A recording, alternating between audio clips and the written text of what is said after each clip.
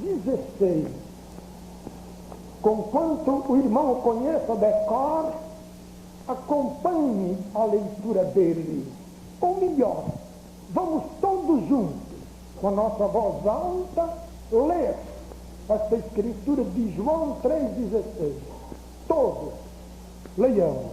Porque Deus amou o mundo de tal maneira que deu o seu Filho unigênito, para que todo aquele que nele crê não pereça, mas tenha a vida eterna. Oremos.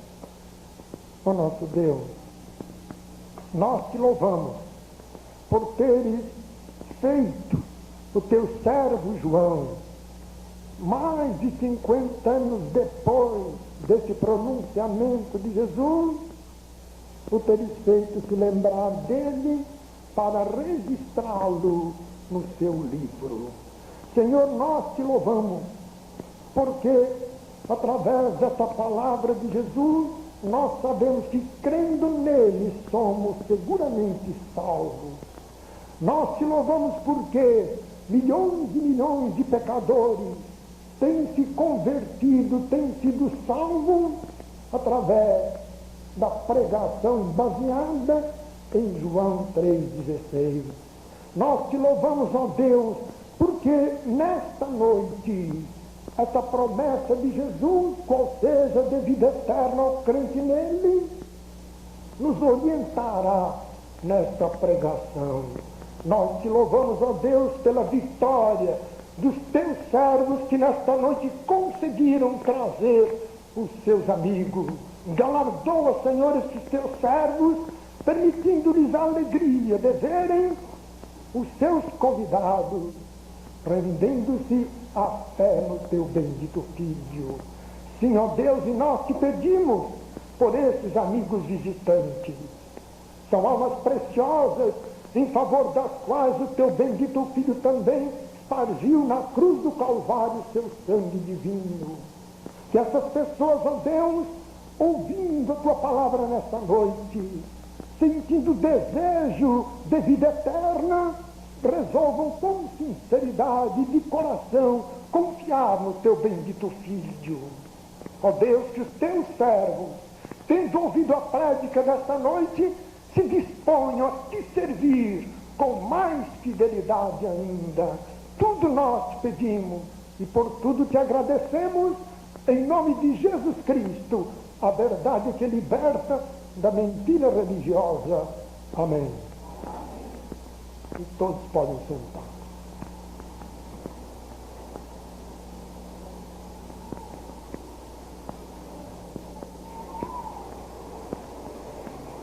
Propus-me, desde quinta-feira passada, meus caríssimos irmãos, a nesta noite lhes apresentar as razões ou o motivo, as razões que me levaram a, depois de 16 anos de sacerdote católico, abandonar aquele ministério.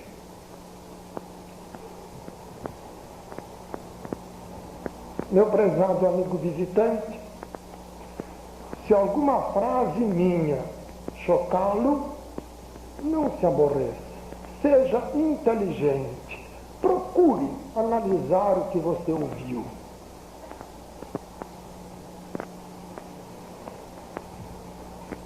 É óbvio que não está em mim o desejo de magoar, de ferir quem quer que seja. No entanto, preciso cumprir o meu dever diante de Deus. Direi a verdade. Dizer a verdade, sobretudo em assunto espiritual, a verdade atinente ao plano de salvação do pecador, é uma grande demonstração de amor. Eu nasci numa família muito católica. Meus pais são europeus. E eles levaram muito a sério a educação dos filhos de maneira muito especial a educação religiosa. Lembro-me bem, estava eu com 3 anos e meio de idade quando minha mãe passou a me ensinar aquelas primeiras rezas da religião católica. E foi decorando aquelas rezas que aprendi de minha mãe a crer em nosso Senhor Jesus Cristo. Sim, meus caríssimos e meus amigos, desde muito criança, aos 3 anos e meio de idade, aprendi a crer e sinceramente em nosso Senhor Jesus Cristo. Lembro-me bem, foi uma manhã radiosa do mês de maio. Eu estava com 6 anos e alguns meses apenas quando participei de uma centena de meninos, todos vestidos de branco, em fila dupla, dirigíamos-nos da casa da dona Dindinha Faleiros, a nossa catequista, para a nossa matriz paroquial. Uma multidão de pessoas nos seguia. Quando dobramos a esquina da Praça da Matriz, os sinos festivos puseram-se a bimbalhar. Lá em cima, junto à porta de entrada do templo, no topo da escada, o seu vigário, já paramentado, nos aguardava. E ele, feliz, sorridente, estendia sua mão direita para que cada um de nós a beijássemos, e ele nos abençoava. Entrados todos na matriz, o seu vigário iniciou a missa. A solenidade, meus caríssimos e meus amigos, da minha primeira comunhão. Os cânticos do coral da matriz eram entremeados pelos cânticos das crianças neocomungantes. Em chegando o momento de ir à mesa da comunhão, seguindo ensaios anteriores, postei-me de joelhos àquela mesa. Se o vigário, ao chegar diante de mim, retirou da âmbula uma hóstia consagrada. Com ela, fez sobre a minha cabeça uma cruz, abençoando-me. Entreabri os lábios, estirei a ponta da língua e sobre ela ele depositou a hóstia consagrada.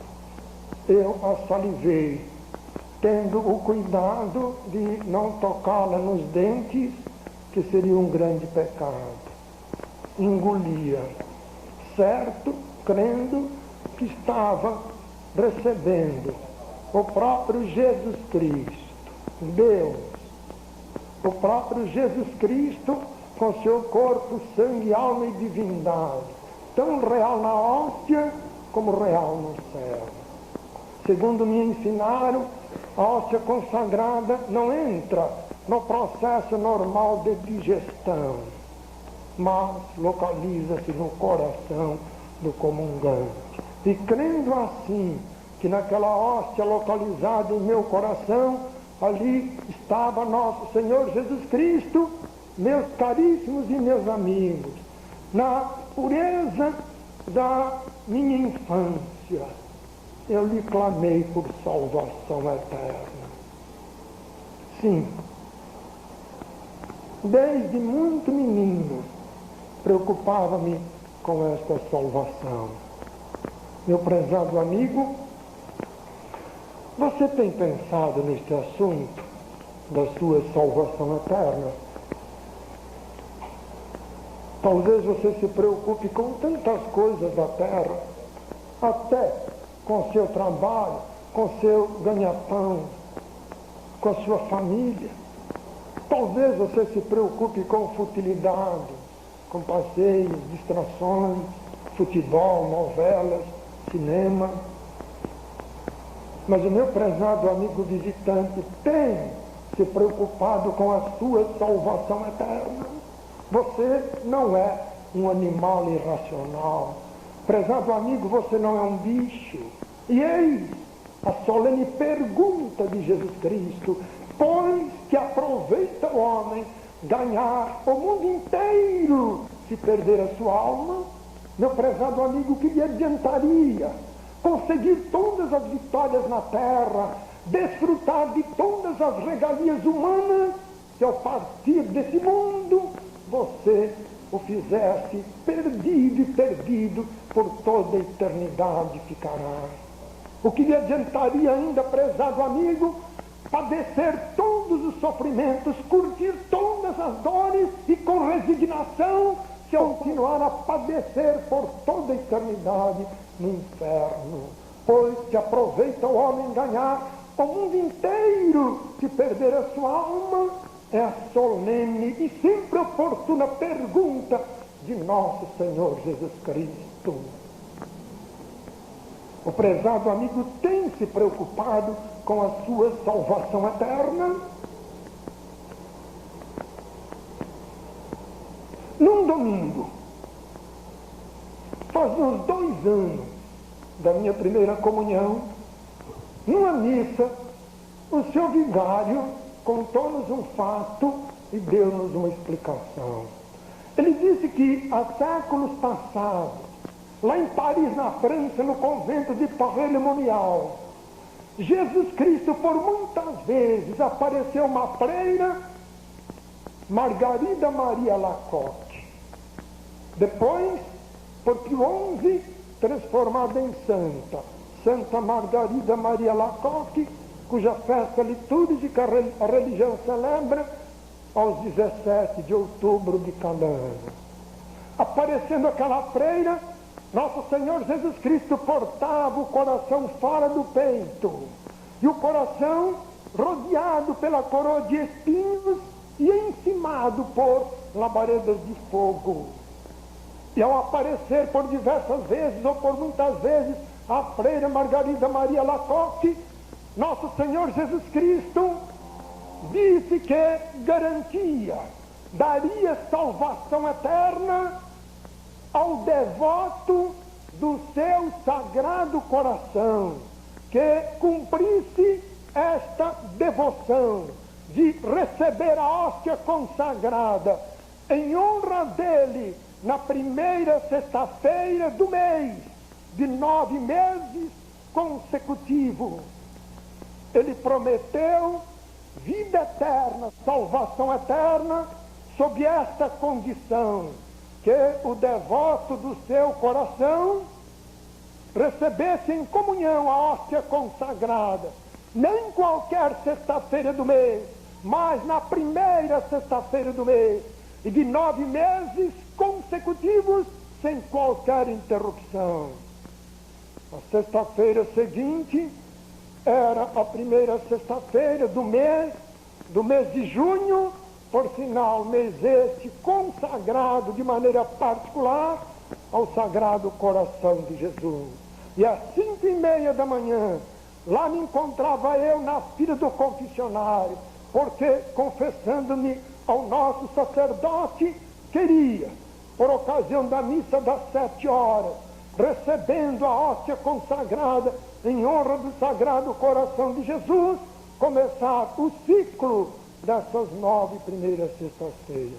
Eu cumpri com rigorosa fidelidade. E feitas estas comunhões, nas 9 primeiras sextas-feiras consecutivas, meus caríssimos e meus amigos, eu não me reconheci salvo, não me reconheci possuidor de vida eterna. E passei a repetir, eu fiz indefinidamente durante a minha mocidade, durante o meu tempo de seminário católico, durante tantos anos de sacerdote, esta devoção das 9 primeiras sextas-feiras. Terminava um ciclo, na primeira sexta-feira seguinte, principiava outro. E jamais, em decorrência, em consequência dessa prática devota, reconheci-me verdadeiramente salvo. Desde criança, meus caríssimos e meus amigos, busquei ardorosamente salvação eterna. Fui ser padre porque, crendo em Jesus Cristo, queria servir a Deus para me salvar. Entrei no seminário católico com 17 anos de idade. Os meus pais não me empurraram para o seminário, também não me proibiram de para lá ir. Fiz primeiro, antes de ir para o seminário, fiz todo o colégio, o ginásio, que naquele tempo era de 5 anos. O meu ginásio não foi fácil. Não havia, então, colégios gratuitos no interior, colégios do governo. Todos os colégios eram particulares e por isso pagos. Com um tacho muito grande de ferro, eu fazia sabão. Para a sorte minha, ainda não havia sabão em pó. E vendia esse sabão, as barras, os pedaços, de porta em porta, na minha pequenina cidade. Também, depois, quando consegui algum dinheiro, comprei uma máquina industrial, Singer, de remendar saco de estopa. E as 2 usinas de beneficiar arroz e uma de descaroçar algodão da minha cidade me favoreciam a sua sacaria rasgada para que eu a remendasse e por isso me pagavam. Assim, paguei todas as despesas do colégio, também o material escolar, e fui para o seminário, levando 32 contos de réis. Um dinheiro enorme na ocasião, suficiente para se comprar uma boa casa. No entanto, esse dinheiro não bastaria para cobrir todas as despesas até o fim do curso de seminário católico. Transformei o meu quarto numa verdadeira tinturaria, onde eu lavava e passava ferro as batinas dos meus colegas, que na época eram de algodão. Remendava-lhes as meias, fazia-lhes outros trabalhos, e por isso eles me pagavam. O regulamento do seminário católico também quanto a isto era severo. Às 9 horas da noite em ponto, todos os alunos deveriam apagar as luzes do quarto. Eu juntava o meu material escolar, porque, em consequência daqueles trabalhos, eu não podia estudar as lições passadas pelos professores nas aulas, nem fazer os exercícios por eles estabelecidos. Juntava o meu material escolar, ia lá para um banheiro e debaixo de uma lâmpada de 20 watts, estudava até meia-noite, 1h da madrugada. E às 5 da manhã, o velho sino do seminário punha-nos a todos de pé. E com isto eu herdei uma miopia e a insônia. Até anos passados eu me aborrecia com insônia. Muitas vezes à noite, sem conseguir dormir, eu me irritava. Depois eu resolvi adotar outra política. Tornei-me amigo da minha insônia. Nós nos damos muito bem e hoje eu gosto da companhia da minha insônia, porque isso me favorece muito trabalhar mais. É tão bom a gente estudar e trabalhar madrugada dentro. Parte do meu seminário católico ocorreu com parte da Segunda Guerra Mundial. E por quê?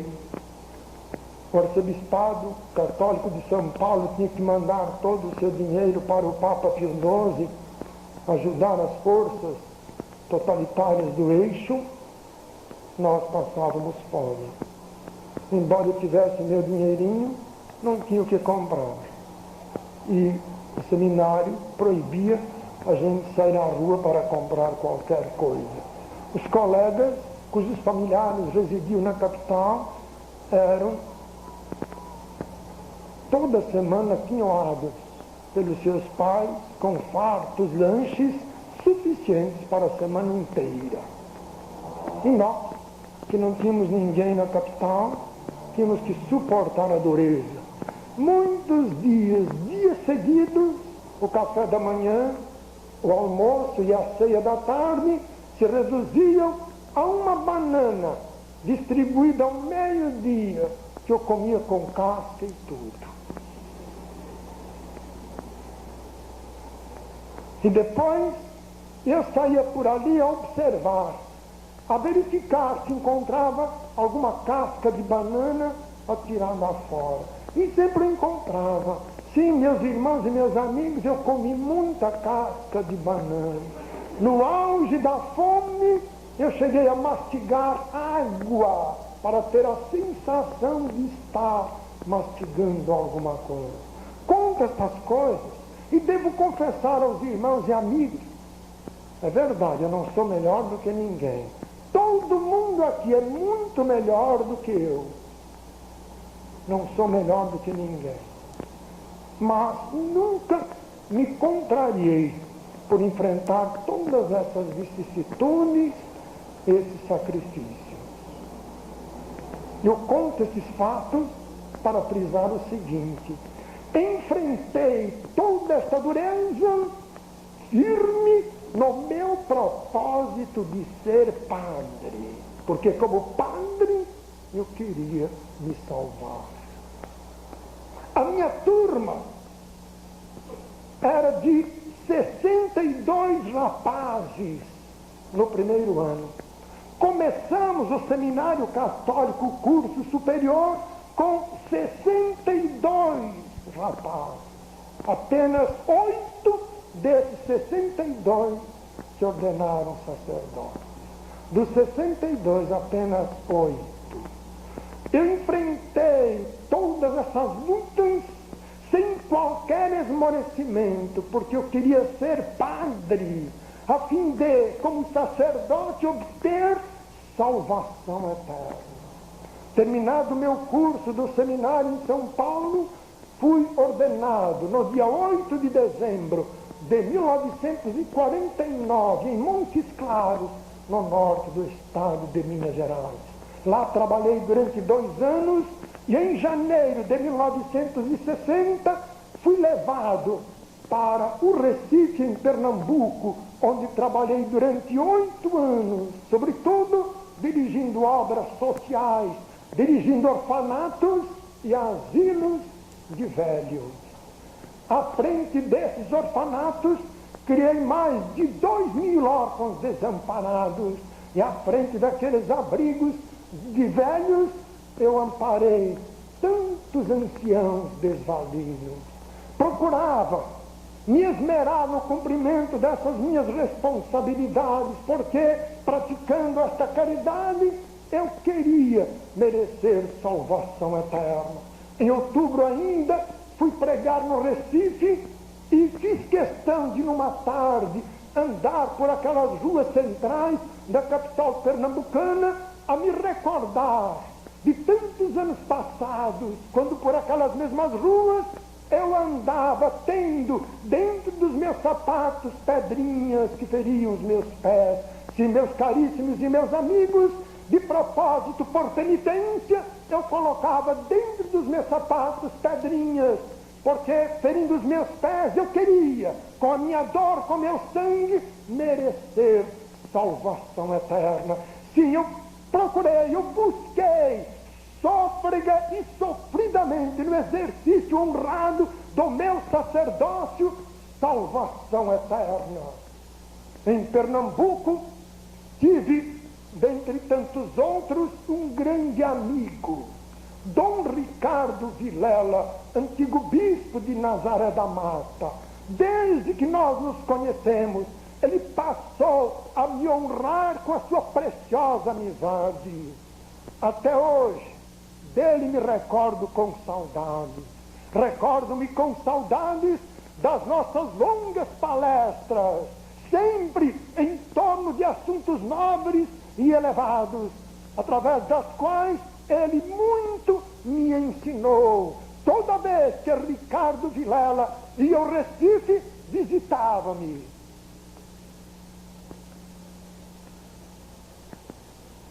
Um dia,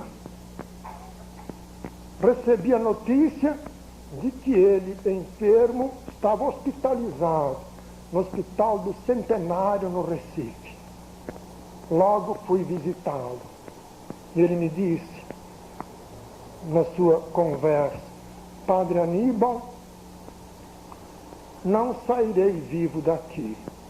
Sei que vou morrer.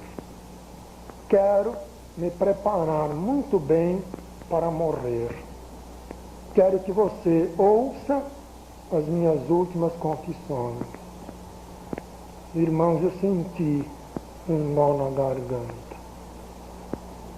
Primeiro, porque o meu amigo morreria logo. E segundo, por causa desse pedido dele, de lhe ouvir as últimas confissões. Se Deus, nos seus desígnios insondáveis, fosse servido de que eu passasse a viver toda esta minha vida, eu não faria questão nenhuma. Eu não faria questão nenhuma de voltar a, como menino, fazer sabão e vendê-lo na minha pequenina cidade. Não faria questão alguma de tornar, como menino, a remendar sacos de estopa. Não faria questão alguma de enfrentar a fome cruel do meu seminário. Não faria questão alguma de ser outra vez sacerdote por 16 anos. Não faria questão alguma de sofrer toda aquela busca ansiosa de salvação eterna nos labirintos de uma falsa religião. Não faria questão alguma de, como penitência, colocar outra vez nos meus sapatos as pedrinhas que ferissem meus pés. Só de uma coisa, gostaria que Deus me livrasse: do confessionário.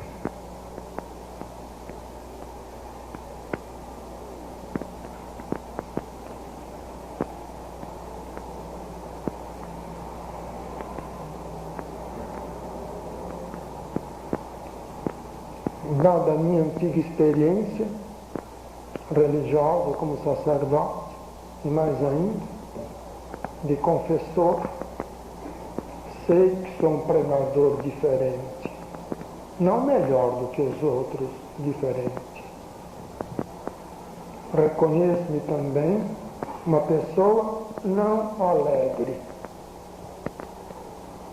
Sinto-me muito melhor trancado num quarto sozinho.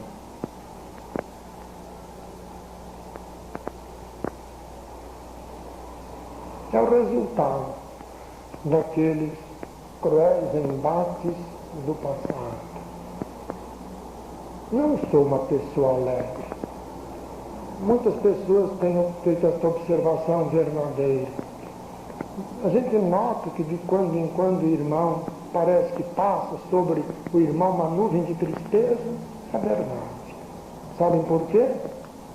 Porque constantemente me lembro da morte de pessoas muito queridas, morte que assisti, e todas elas em grande desespero, porque essas pessoas têm salvação. Eu daria tudo se, conhecendo o Evangelho, o tempo pudesse retroagir para eu falar àquelas pessoas sobre o Evangelho de Jesus. Dom Ricardo Vilela pediu-me para que lhe ouvisse as derradeiras confissões.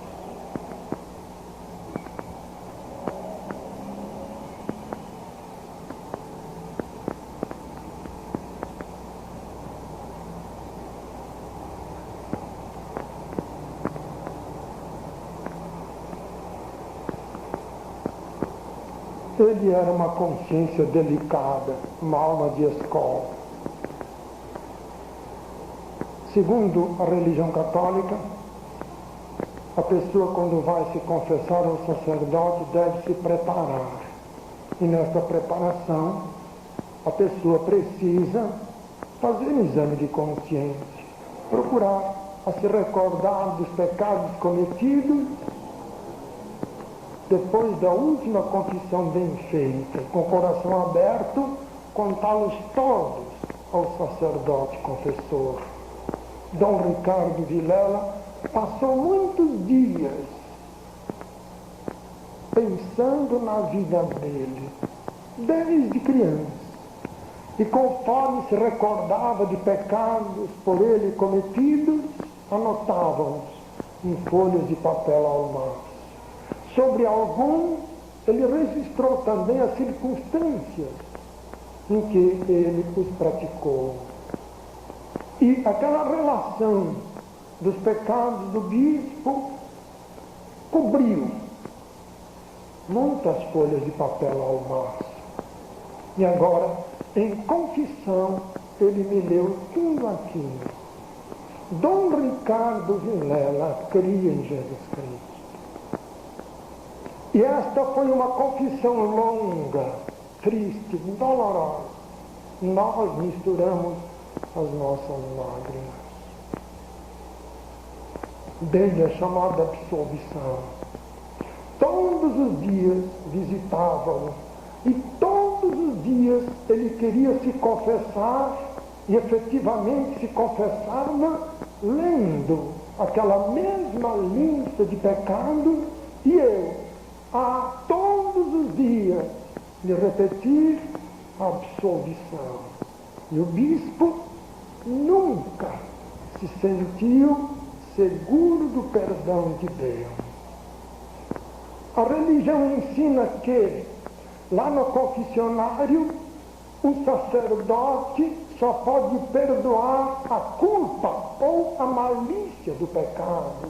Ele não pode perdoar o castigo ou a pena que o pecador merece pelo seu pecado. É um meio perdão.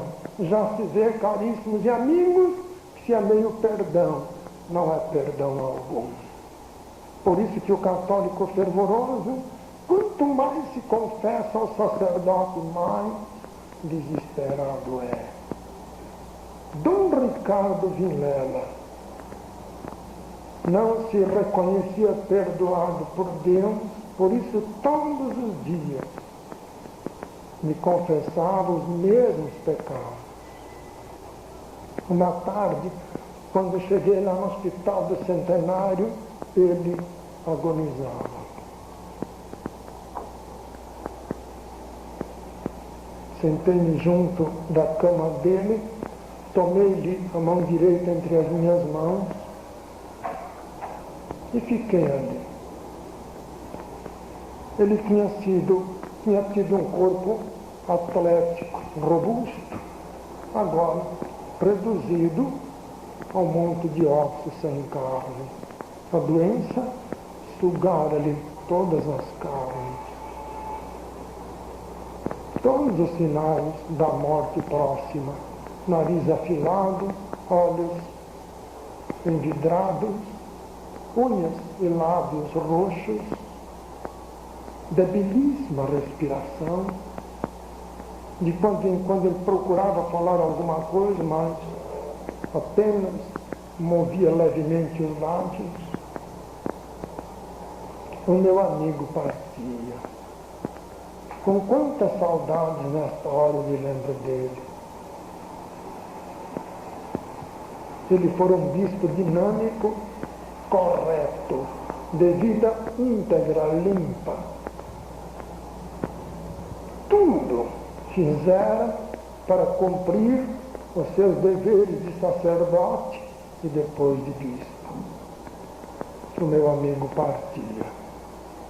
Depois de uns 50 minutos que eu estava ali, ele, como que reunindo as suas últimas energias físicas, gritou: estou indo para o inferno. e morreu.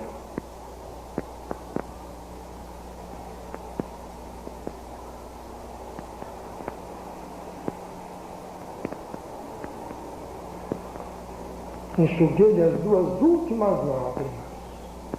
Pela última vez fechei os olhos. Até hoje eu guardo esse lenço sem tê-lo lavado, para conservar as duas últimas lágrimas do meu amigo. Não sei por que guardo esse lenço. Eu fui ser padre porque, crendo em Jesus Cristo, queria servir a Deus para me salvar. E lá dentro encontro isso. Assisti à morte de muitos dos meus fiéis e de alguns outros sacerdotes. Com esses meus dois dedos, fechei pela última vez os olhos de muita gente.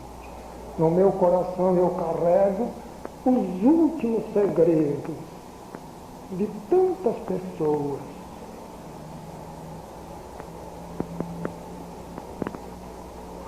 Nunca vi nenhum dos meus fiéis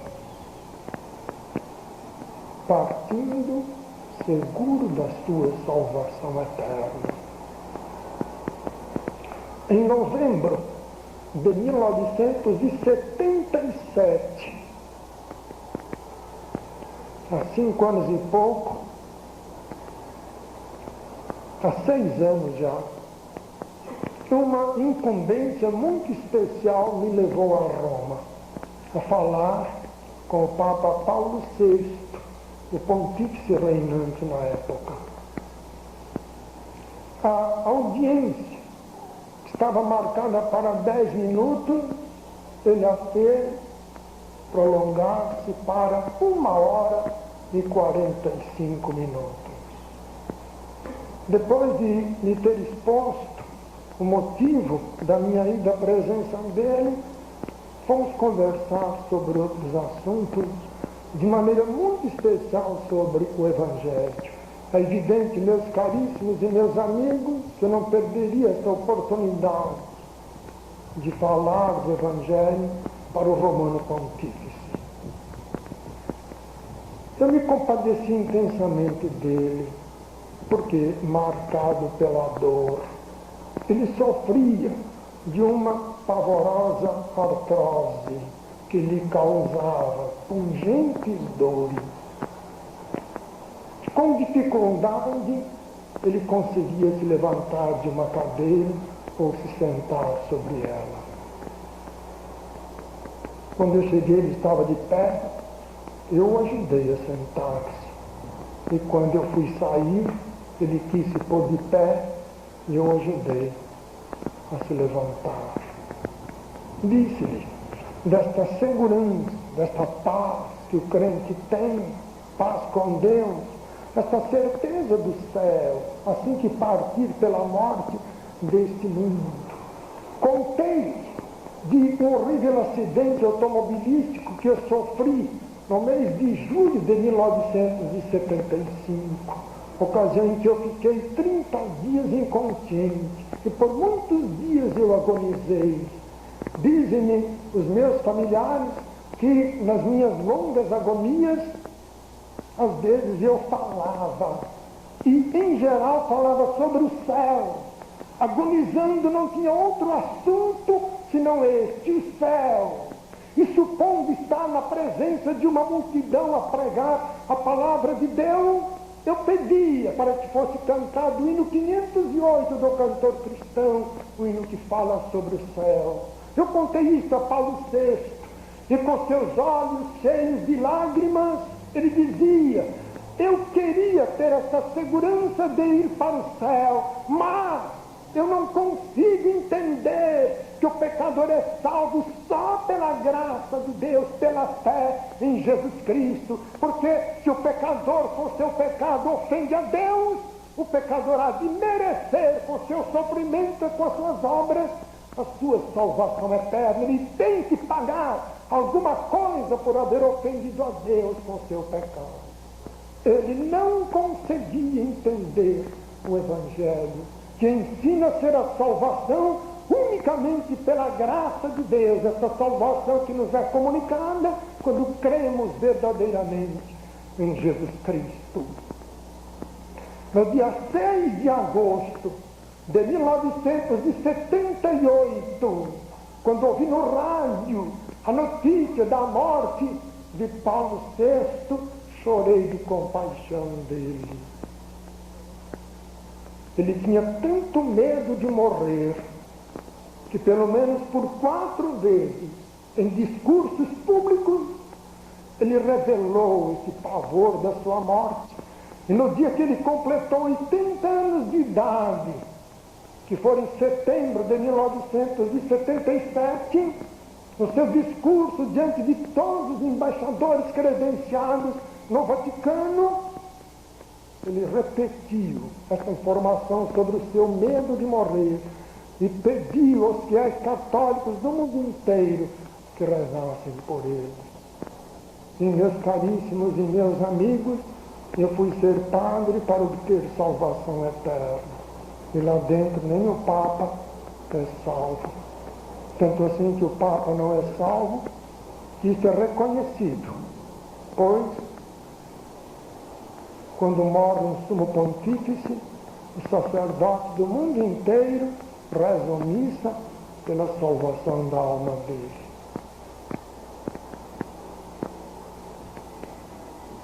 Como sacerdote, era fervoroso no celebrar missa. Eu confesso, com vergonha, que eu cria na missa. Eu cria que na missa eu repetia o sacrifício de Jesus Cristo. Eu cria verdadeiramente na hóstia consagrada. Eu me ajoelhava diante dela para adorá-la. E ao final da missa, quando eu comungava a hóstia e tomava aquele vinho consagrado, eu cria que estava recebendo na hóstia o verdadeiro Deus.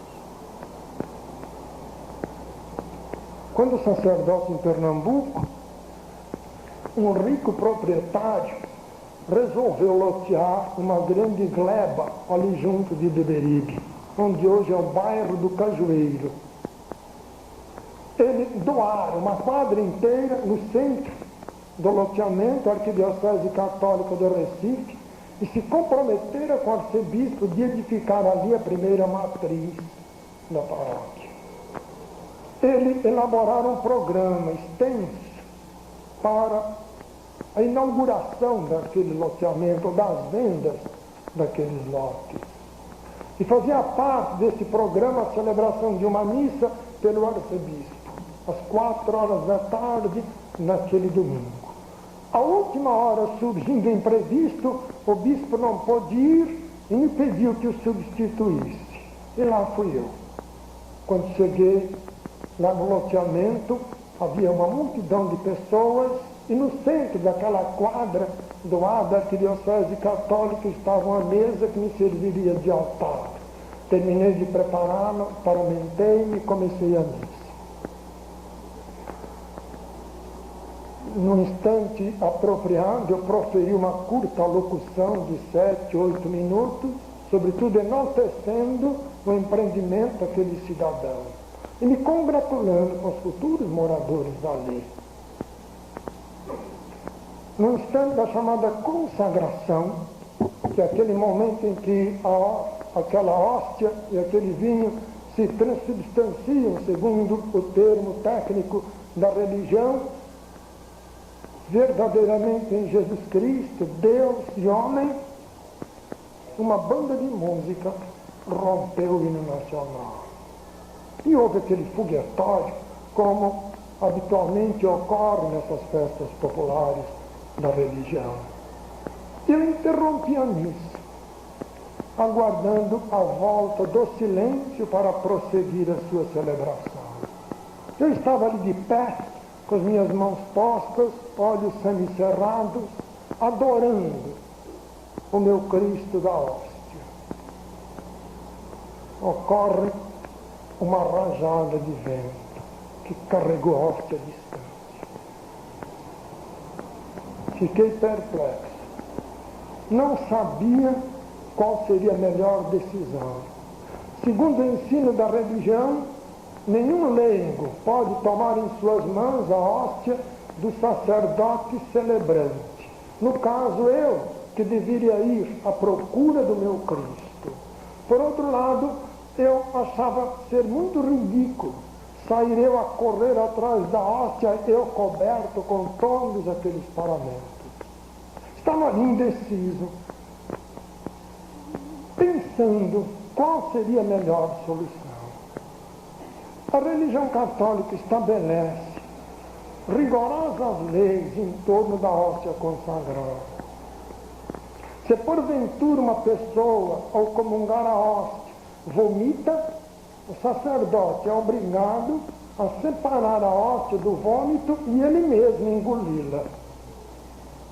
Isto aconteceu comigo 3 vezes. Se porventura o sacerdote não tem estômago para isto, só nesse caso extremo, ele, separando a hóstia do vômito, dá de queimá-la na chama de uma vela e depois depositar no lugar preparado em toda a matriz paroquial aquelas cinzas. Por 3 vezes eu engoli a hóstia separada do vômito dos meus fiéis. E eu estava me preocupado, como vou fazer? Ergue-se uma voz de um bêbado. Eu não entendi o que ele estava falando. Eu percebi seus empurrões, ele vinha rompendo passagem entre a multidão e tropeçando nos seus próprios pés de ébrio, chegou junto do meu altar, caiu sobre aquela mesa, batendo com força sobre ela a sua mão direita e jogando em cima a hóstia e gritando: seu vigário, eu peguei a danada.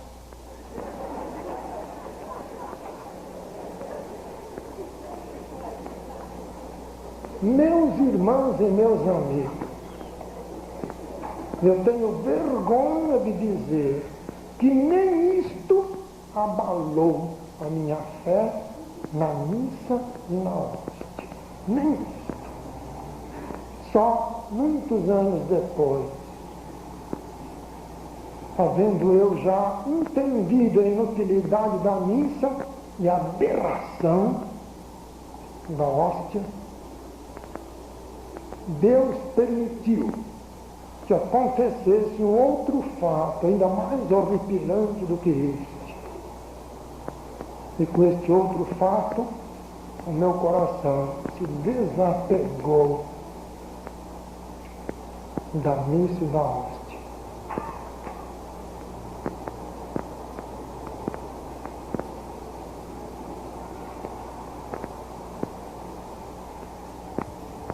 Em 1960, fui ser vigário na cidade de Guaratinguetá, bem perto de Aparecida do Norte.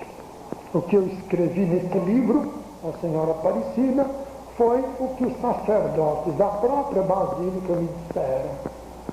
Numa palavra, a história da Senhora Aparecida é outra mistificação. E foi esta a minha última desilusão lá dentro. Em fevereiro do ano de 1961, destruí um templo evangélico na cidade de Guaratinguetá.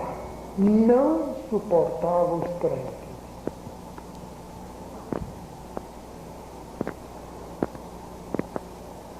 Em maio do mesmo ano de 1961, passando por um grande sofrimento, Deus me levou à Bíblia. Até então não tinha tido qualquer interesse sobre as Escrituras. Aliás, no seminário católico eu aprendi que a palavra do Papa, porque ele é infalível, é verdadeiramente a palavra de Deus. Ensinaram-me que a Bíblia não é a palavra de Deus.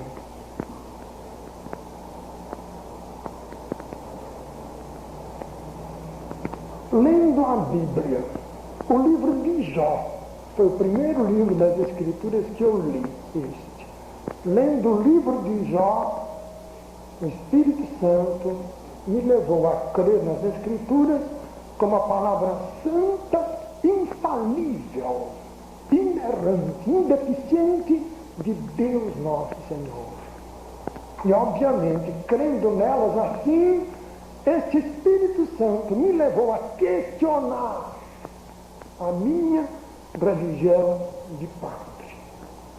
Meus amigos, é muito importante que nós questionemos tudo do nosso viver, até o cardápio da nossa alimentação.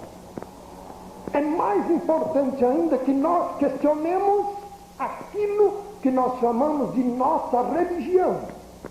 Questionar por questionar seria idiotice. Eu devo questionar a minha religião à luz das Sagradas Escrituras. Perto de minha casa, lá em São Paulo, há uma senhora vizinha muito gorda. Eu não tenho nada contra as pessoas gordas. Até eu acho bonito uma pessoa gordinha, rechonchudinha. Ela usava calça comprida branca e muito agarrada. Ela observou, depois de algum tempo, que toda pessoa com quem ela cruzava na rua sorria dela. E observando isto, ela começou a dizer: estão zombando de mim. Por que será que zombam de mim? Por que será que todos que passam por mim sorriem? O que acontece? Ela foi à casa de uma outra vizinha, que tem um espelho grande na porta do guarda-roupa. Ela calculava, ela supunha, sorriam dela por causa da calça comprida. Ela foi à casa da vizinha, vestida com essa calça comprida, e foi questionar a sua roupa diante do espelho. E ela mesma sorriu dela, achou-se ridícula. Desfez-se daquelas calças compridas agarradas e passou a se vestir de acordo com a exigência, não tanto da moda, mas da conformação do seu próprio corpo. Ela questionou a sua roupa diante de um espelho. Meus amigos, eu fui questionar a minha religião de padre diante desse espelho divino que são as Sagradas Escrituras. Eu me horrorizava por verificar Deus condenando a minha religião de padre, Ele na sua santa palavra, combatendo aqueles dogmas característicos da religião. Eu me revoltava contra Deus, porque como sacerdote não admitia que nem Deus combatesse a minha religião de padre. Estava lendo as Escrituras, encontrava-as a combater uma doutrina determinada da minha religião, desesperava-me, rasgava a Bíblia e queimava os seus pedaços, propondo em meu íntimo não ler mais aquele livro, atendendo, aliás, o conselho do meu bispo, a quem mantinha informado dessa minha situação. Dias depois eu me arrependia, comprava uma outra cópia da Bíblia, continuava a examiná-la, ocorria-me nova crise de desespero por encontrar Deus na sua santa palavra, condenando outra doutrina da minha religião, rasgava essa cópia da Bíblia e queimava. De sorte que, assim, de desespero em desespero, de conflito em conflito, queimei 18 exemplares da Bíblia. Foram meses dramáticos para mim, de indizível conflito íntimo. E nessa luta tão grande, meus caríssimos e meus amigos, encontrei nas Escrituras o que eu deveria fazer para ser verdadeiramente salvo. E esse plano de salvação do pecador, que é pela fé, é unicamente pela fé em nosso Senhor Jesus Cristo, único Salvador, porque na cruz Ele pagou pelos nossos pecados. Eu conheci esse plano como doutrina protestante, consoante o ensino do seminário católico. E agora eu descubro que não é doutrina protestante, mas é um ensino claro da palavra de Deus. De início eu recusei. Eu sabia, meus irmãos e amigos, que se aceitasse esse plano, eu teria que deixar de ser padre, e isso eu não queria. Teimei muito contra Deus. Por tantas semanas seguidas eu recusei a sua graça salvadora.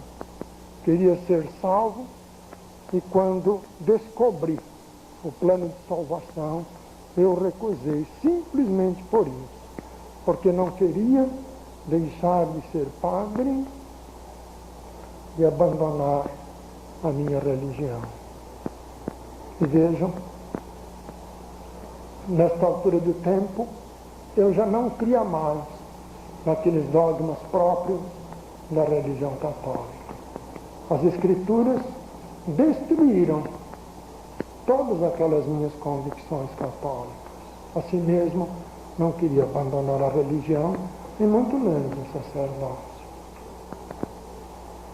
Eu não tenho culpa de ter deixado de ser padre. Agora, eu assumo a responsabilidade desse gesto.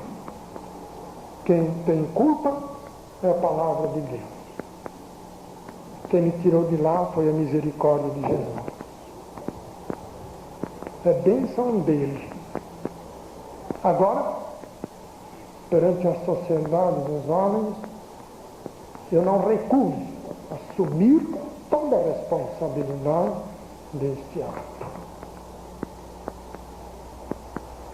Depois de tantas semanas de luta íntima, na madrugada de 8 de novembro de 1961, eu fui ler o Evangelho de João. Quando eu comecei a ler o capítulo 3º, pus-me de joelhos. Uma força extraordinária fez-me ajoelhar. E lendo João 3,16, rendi-me à fé evangélica em Jesus Cristo. E Ele me salvou. Aquilo que eu busquei, sôfrego, desde criança, e sobretudo no exercício honrado do meu sacerdócio, sem nunca ter encontrado, encontrei nesta hora, na pessoa divina de nosso Senhor Jesus Cristo, a quem entreguei o meu coração e a minha vida. Ele me deu salvação. Sou muito frágil, tenho muitas fraquezas, sei que não tenho valor algum, por isso mesmo confio só em Jesus Cristo. Sei que por isto Ele jamais permitirá que eu me perca. Ele me deu vida eterna e perseverarei salvo até o fim, por graça dele, não porque eu mereça coisa alguma. Naquela hora, sem eu nem ter me lembrado de pedir a Deus, Ele me libertou do vício do cigarro e da bebida. No entanto, Ele não me libertou do medo.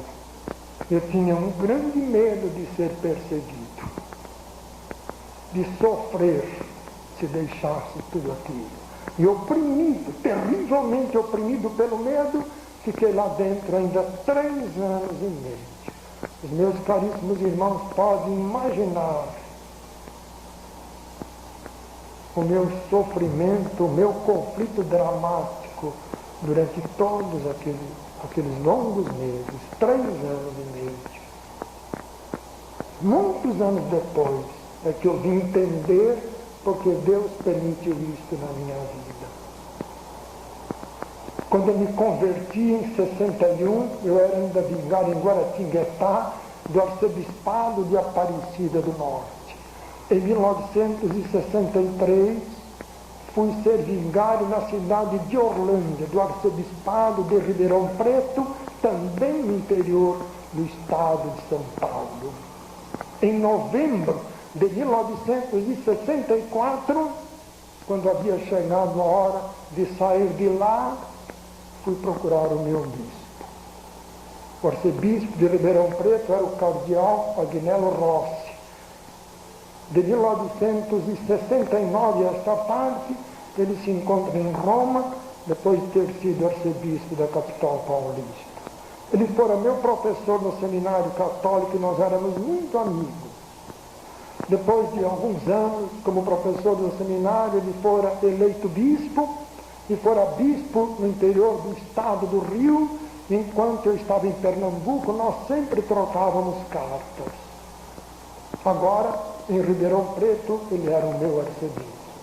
Contente da minha nova situação religiosa, ele ficou assustado. Mas foi muito amigo. Chamou-me muitas vezes ao palácio dele para nós conversarmos. Ele queria me dissuadir da ideia de sair de lá.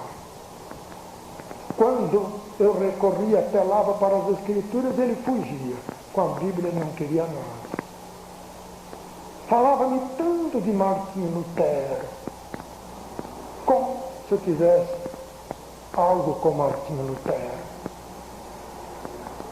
Depois de ter chegado a esta conclusão de ser inútil esta sua tática de pretender me segurar lá dentro através da amizade, da cordialidade e de certas promessas ou propostas, ele decidiu recorrer à violência. Mediante uma tocaia, fez-me prender num pequenino quarto do seu palácio em Ribeirão Preto, e durante 3 dias eu fui, muitas vezes, brutalmente espantado. Com pontapés me aleijaram. Trago no meu corpo as marcas do Senhor Jesus Cristo. E foi nesta hora de torturas que Deus me libertou do medo. E nesta hora que Ele me chamou para este ministério. Até então, pensava em dar um outro rumo à minha vida. Tornar-me membro de uma igreja batista, servir a Deus como membro dessa igreja e exercer uma profissão secular. Foi naquela hora de tormentos que Deus me chamou para este ministério. E nesta hora que Ele me chamou para este ministério. Até então, pensava em dar um outro rumo à minha vida. Tornar-me membro de uma igreja batista, servir a Deus como membro dessa igreja e exercer uma profissão secular. Foi naquela hora de tormentos que Deus me chamou para este ministério de ser cigano do Evangelho. E porque Deus quis, eles não me mataram. Tiveram tudo para isso. E quando eu saí de lá, o bispo, revoltado porque não conseguira me eliminar, levou-me às barras dos tribunais. E este processo, baseado em acusações falsas, caluniosas, se arrastou na Justiça de São Paulo por 6 longos anos, causando-me intenso sofrimento. Trago, meus caríssimos, em meu corpo as marcas do Senhor Jesus Cristo. Não foi um padre qualquer. Desculpe-me dizer assim. Quem tem a minha autobiografia pode verificar documentos que comprovam esta minha afirmação. Por 2 vezes fui convidado para ser bispo e recusei. E se não tivesse recusado a oportunidade, hoje seria eu o cardeal de São Paulo. Não fui um padre qualquer. Deixei tudo aquilo porque Jesus Cristo me salvou. Saí de lá no dia 12 de maio de 1965. E desde então, há quase 19 anos, prego o Evangelho, percorrendo constantemente todos os rincões da pátria. Já preguei em todas as capitais, em muitas cidades do interior de todos os estados. O prezado amigo deve estar pensando. O pregador afirmou que desde menino aprendeu a crer em Jesus Cristo. Ele afirmou que, crendo em Jesus Cristo, resolveu ser padre para servir a Deus e assim obter salvação eterna. O pregador contou alguns fatos para comprovar a sua fé em Jesus Cristo. Ele disse que era perdido, que não estava salvo. Disse também que na madrugada de 8 de novembro de 61, creu em Jesus Cristo e aí foi salvo. Primeiro cria e não era salvo. Agora crê e é salvo. Como se explica isso? Algum mistério? Não. É porque a religião que eu servi como sacerdote ensina uma fé errada em Jesus Cristo. Não basta crer em Cristo para que o pecador seja salvo. É preciso que o pecador creia como Deus quer que se creia em Jesus Cristo. Existem muitas maneiras de crer em Jesus Cristo. Há pessoas que creem em Cristo como um simples milagreiro, um curandeiro. Há tantos programas de rádio que só falam em curas, em prodígios, em milagres, em solução de problemas da terra. Parece a gente toda Jesus Cristo é um curandeiro, um milagreiro, um simples taumaturgo. Já ao tempo de Jesus, muita gente cria nele dessa forma e continuava perdida. João, no final do capítulo 2 do seu livro, traz essa informação. E muitos, vendo os sinais que fazia, creram no seu nome, mas o mesmo Jesus não se confiava a ele. E destes muitos, que vendo os sinais, os prodígios de Jesus, criam nele, João destaca um nome: Nicodemo, príncipe dos judeus. Esse Nicodemo cria em Jesus como milagroso. E ele confessou esta sua fé em Jesus, dizendo: Rabi, bem sabemos que és mestre vindo de Deus, porque ninguém pode fazer esses sinais que tu fazes se Deus não for com ele. E esse Nicodemos era salvo? Não. Ele cria em Jesus e continuava perdido.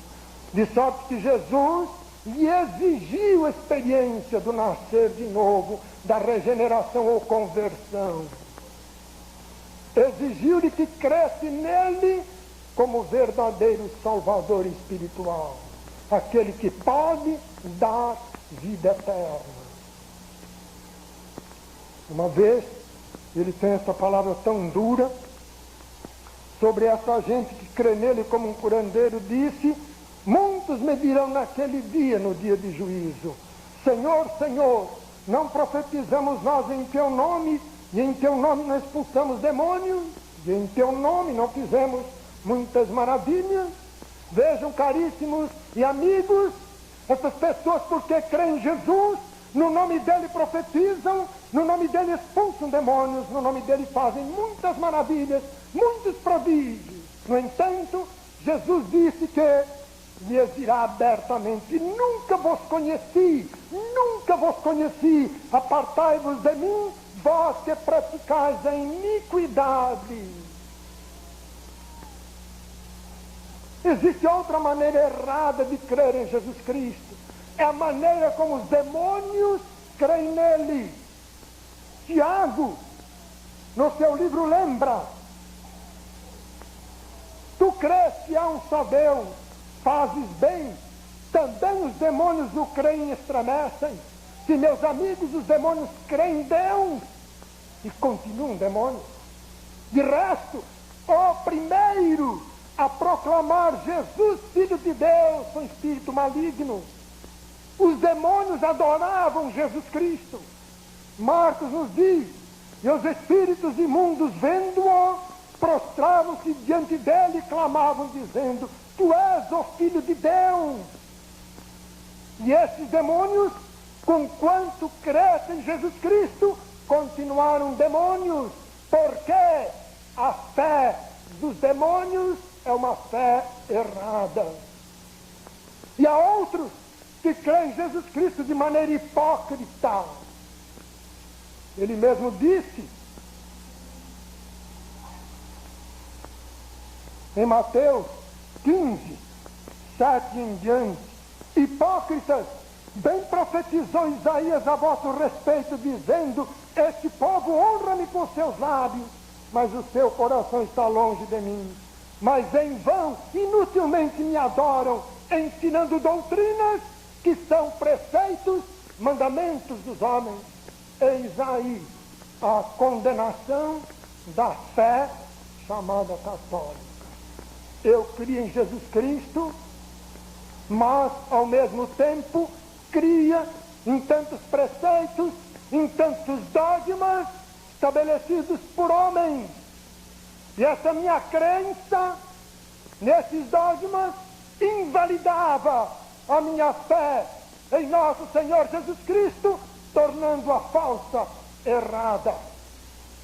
As Escrituras, amigos, ensinam claramente, e por muitas vezes, em muitas passagens, também do Velho Testamento, que só Jesus Cristo é o Salvador. E para o pecador ser salvo, para o pecador ser perdoado e receber dele vida eterna, o pecador há de confiar de coração somente em Jesus Cristo, porque, repito, só Ele é o Salvador. Crio em Jesus Cristo, o sacerdote, mas ao mesmo tempo eu crio em Maria, a mãe dele, como corredentora ou co-salvadora. Cria nela como advogada e refúgio dos pecadores. Por isso que com fervor eu lhe rezava, invocando-a como mãe de Deus, para que ela se compadecesse de mim e me salvasse, compadecendo-se de mim, sobretudo na hora da minha morte. Com fervor eu rezava a chamada Salve Rainha, que proclama Maria, mãe de Jesus, advogada dos pecadores. Por isso, Jesus não me salvava, porque eu dividia o meu coração. Eu cria também no tal do purgatório. Segundo a religião, o católico que recebe os derradeiros sacramentos, sobretudo se confessa ao sacerdote na hora de morrer, ao invés de ir diretamente para o céu, vai para o purgatório, porque lá ele tem que pagar, tem que sofrer o castigo dos pecados que ele praticou. As pessoas que